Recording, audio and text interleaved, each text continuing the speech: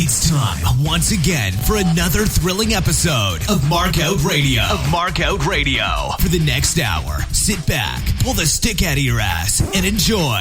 Be warned though, smarks and internet know-it-alls will be offended, annoyed, and generally pissed off at what's about to happen to your ear holes. You've been warned. Now, Markout Radio.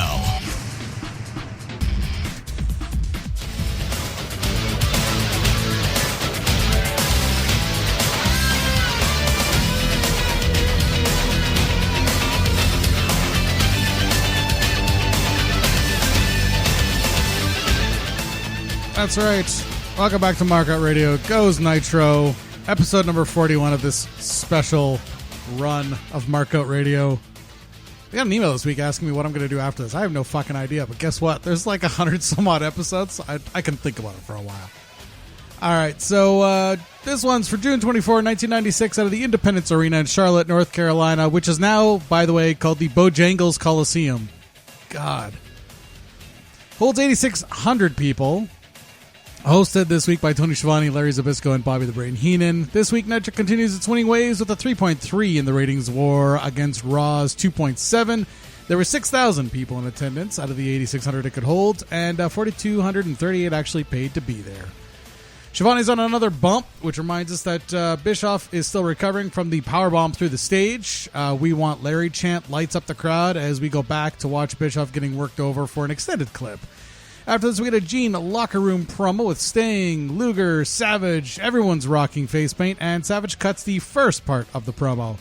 Lex flexes a lot while Sting works the stick. And when Lex gets the stick, he almost says WWF. Instead, he says WCW.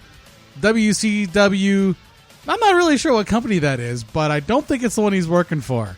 The Steiners come in, and they've got WCW's back against the Outsiders, and the Harlem Heat then come in to stir things up as we've got our first promo for the main event tonight, a triangle tag team match.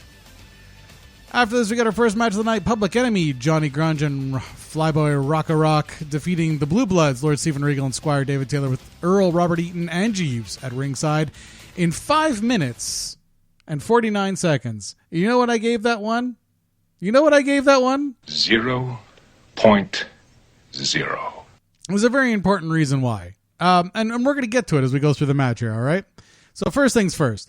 Public Enemy have a new theme song. It doesn't sound quite right, and I'm not really sure what's going on here. All I can guess is that maybe the PA system sucks balls in here because a lot of the entrance music was not really wasn't all that awesome this week, if I'm perfectly honest with you. So I'm thinking it probably has something to do with the PA system at the facility. Now, that being said,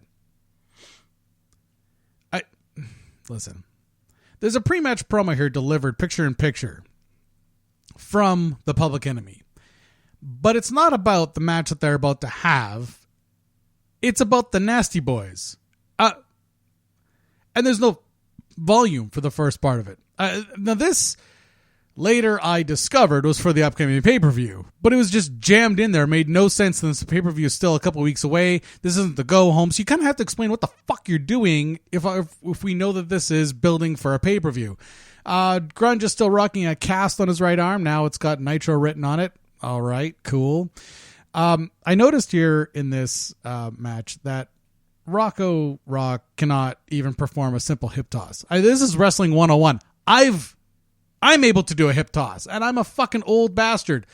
What the fuck? Why can a guy who allegedly has been trained to be a wrestler not be able to perform a fucking hip toss? And from Regal of all people. I mean, Jesus Christ, there are not training wheels larger than this.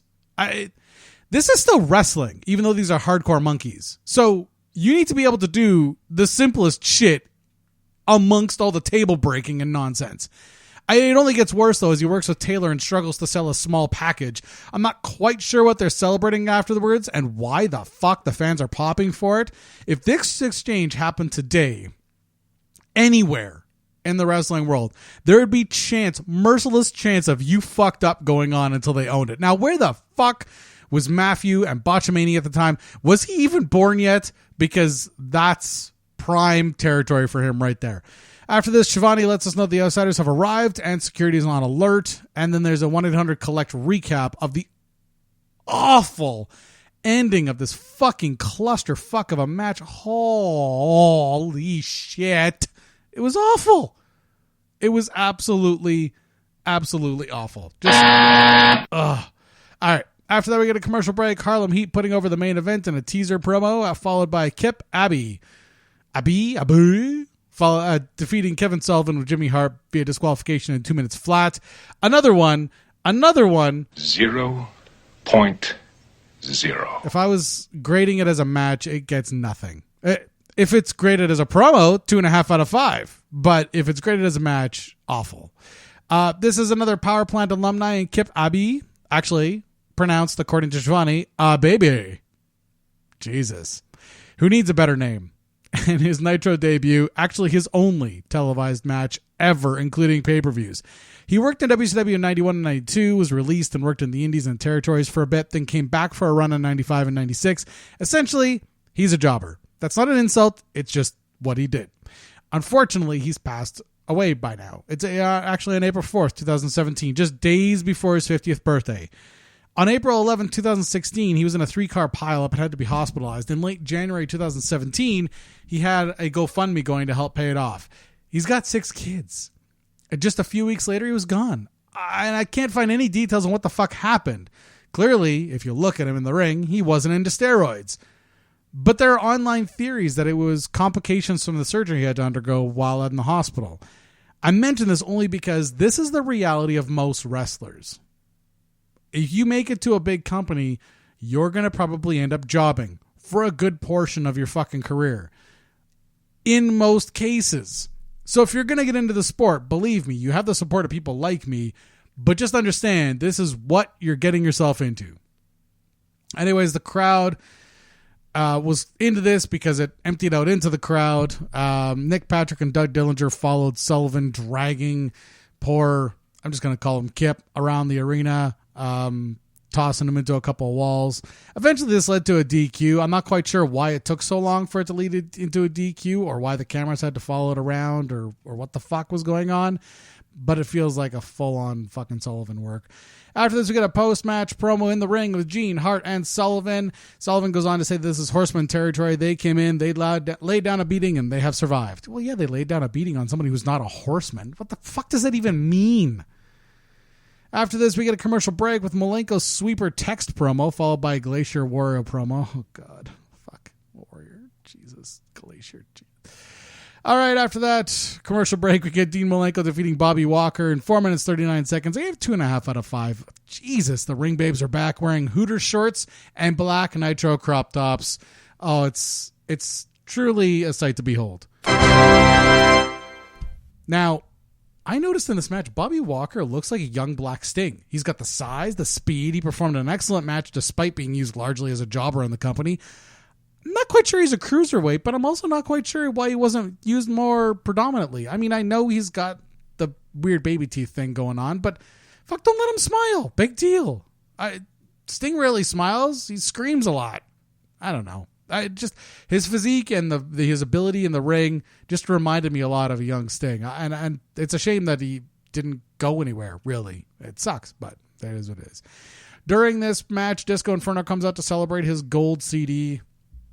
I'm not quite sure he actually had a gold CD, but I mean, here's the thing. Glenn loved, he was part of the booking committee, and he loved to throw out crazy shit all the time.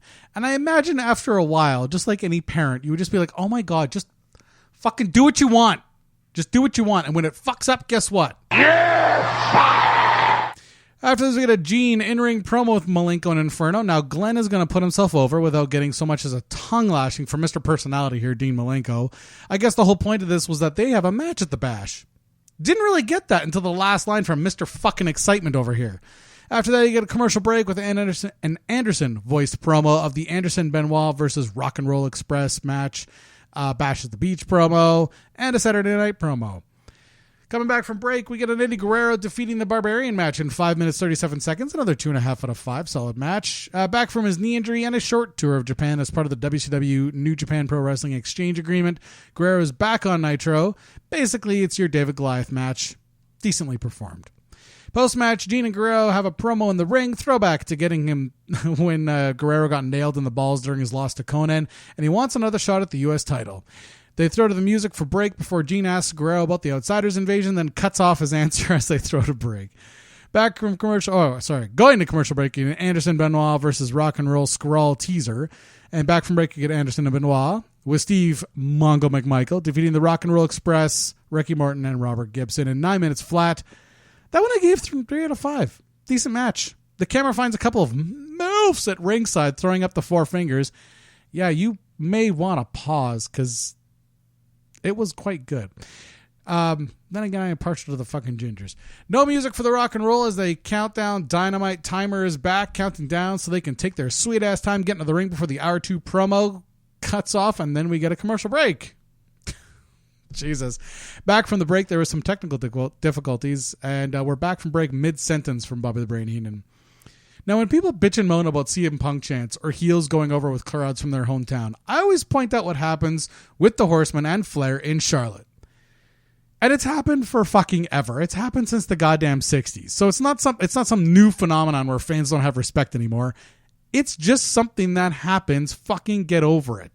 Now, because of that, though, these super faces, the Rock and Roll, spend the night getting heat while the Horsemen get huge pops all match, especially when Mongo nails Gibson with the fucking briefcase. Post-match, Joe Gomez comes out to catch a beating. I'm not quite sure what the plan here was other than putting over the Mongo Gomez match at the Batch. But then you didn't know about that until the commentary team covers it afterwards. Anyways, eventually Savage and Kevin Green make a beeline for the ring and clear it of the Horsemen. Gene is backstage for a promo with Flair, Liz, Desbra, and Woman. Deborah showing off some underboob, Liz high as a fucking kite, and Flair cutting a short promo to allow for the Horsemen to join. When Benoit comes onto the set, all of a sudden Woman isn't molesting Gene anymore. You know, like for weeks and weeks, she's constantly trying to break Gene's concentration by messing with his tie or touching his face or rubbing on his arm or rubbing her tits all over him. And now, here's Benoit. Like, she started off the promo doing the touching Gene thing, and then as soon as Benoit comes onto the set, all of a sudden her hands are to herself. We're 16 months out from when they supposedly started their friendship that would piss off Sullivan to the point where they had that feud where it was really stiff. But they're having a feud right now that's really stiff. Benoit's still fucking got a bruised up face. Look, all I'm saying is there are holes. Large gaping holes in Sullivan's timeline. I know that Benoit's kid has talked to Sullivan and sort of tried to clear the air that Sullivan didn't have anything to do with Benoit and everything that happened with Nancy and his kid and everything like that. But just look at the love, the look of love that she has in her eyes, and she keeps having to force herself to stop staring at Chris. There's something wrong. There's something wrong. And, of course, because they're elected cops, they're fucking retarded. Gomer Pyle motherfuckers. So I don't trust them to have solved anything. I don't think they could solve a holdup at the fucking Tasty Freeze. All right? That's Wiggums. They're all fucking Chief Wiggum. Anyways, Mongo screams something unintelligible into the microphone about the Horsemen being some sort of global thing or whatever, and then the fucking promo's over. We got a commercial break with DDP teasing his upcoming match and a recap of Mongo's heel turn just before the shot from the briefcase. After that, you get DDP defeating Alex Wright in 4 minutes, 12 seconds. Another decently performed match, 2.5 out of 5.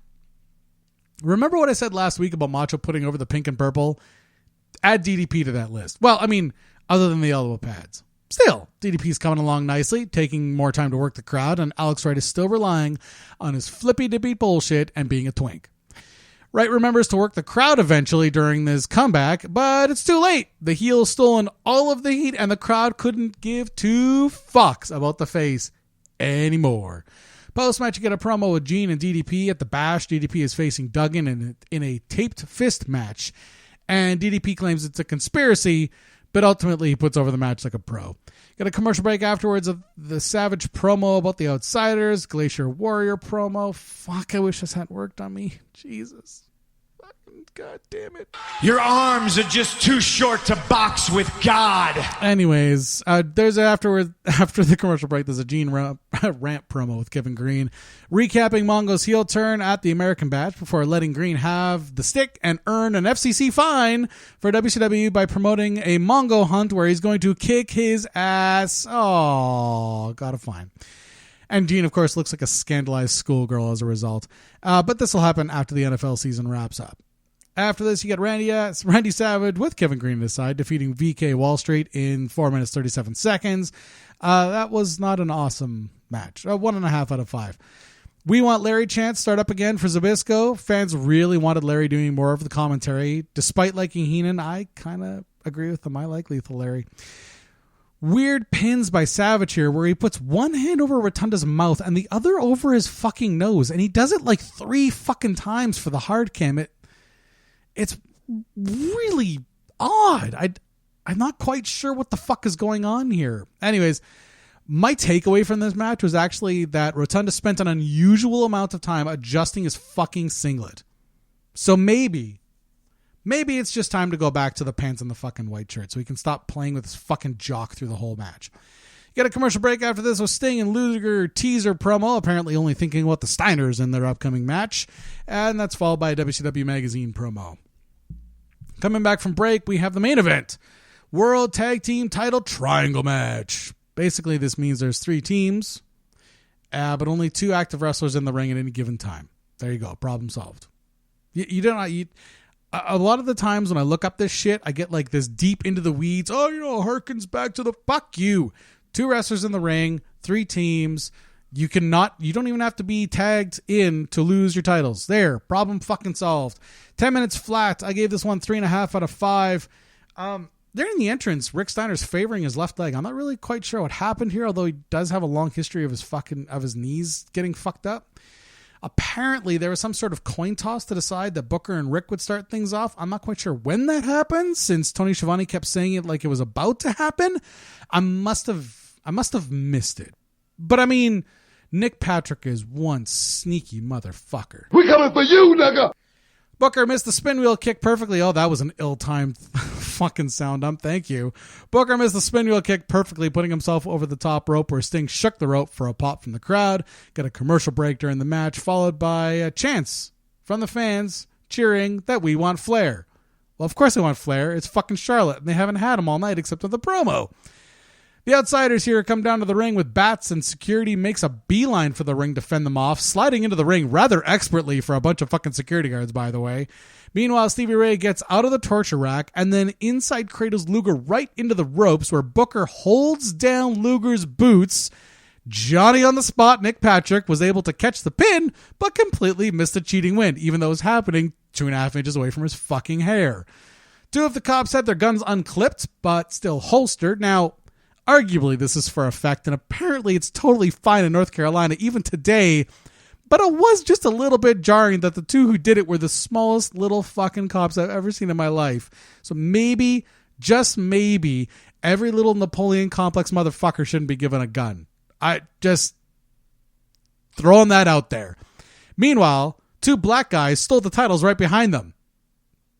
You can figure out the totally inappropriate, awful joke with that scene. I am not filling the blanks on that one.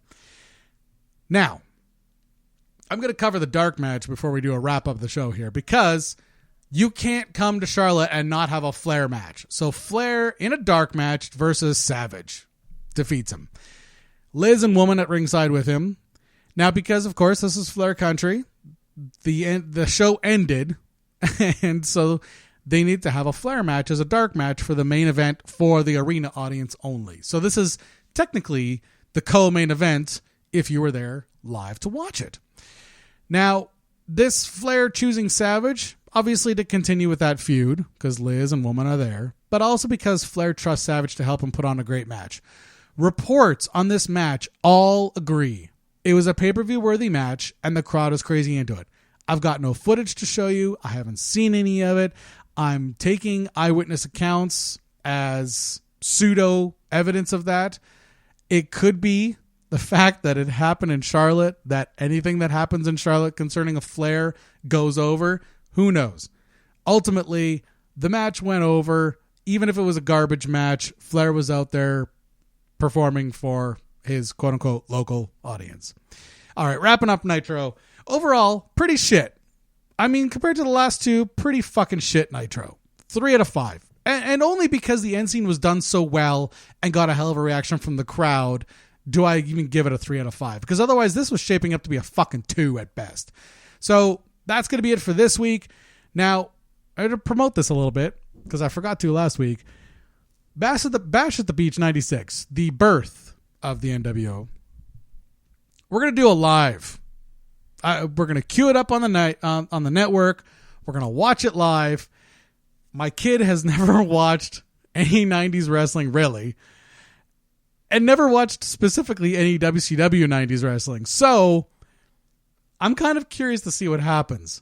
Listen, the Hogan heel turn. She knows who Hogan is. She knows that he's a face. I'm hoping that gets a Bayley type reaction out of her. I don't know, but it'll be at 4 p.m. Eastern on Sunday, July 12. We'll be doing the live viewing of the Bash at the Beach, probably right after I do the regular show that Sunday as it is.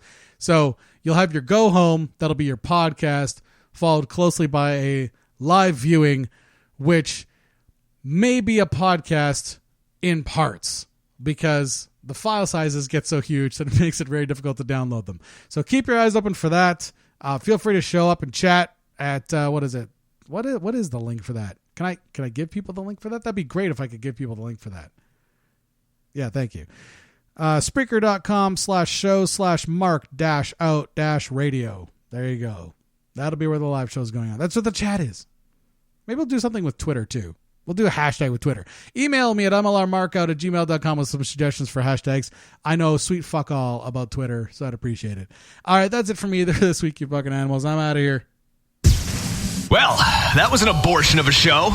Should the mood take you, check out markoutradio.com and leave a comment. You can also find links there to our Facebook, Twitter, YouTube, and Stitcher channels. You can even leave a voicemail on our Skype. Just click the links and share them.